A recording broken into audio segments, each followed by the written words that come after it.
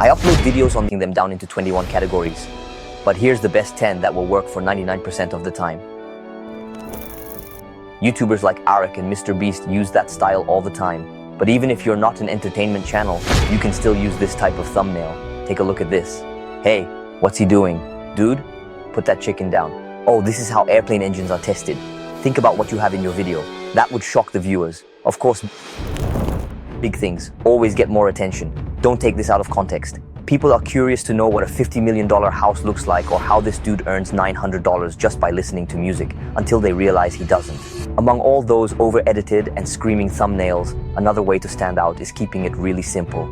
Just an interesting chat from Discord, a chair, a red button, or this thing. Whatever this is may get more attention. After choosing your concept and sketching a detailed draft on paper, open Photoshop, create a new project, get your lines, add your character, text a nice background, and other elements. It already looks better than that. Okay, we're getting somewhere. That background image looks nice, but I don't really like the color. I said, but I don't really like the color. How to change it? Glad you asked. Select the background.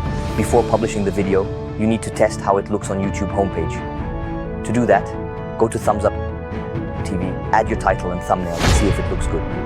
If it does, you're good. If not, go back to the drawing board again, but hopefully it does here. I know it's probably not the best way to make a thumbnail, but that's just how I do it at the moment.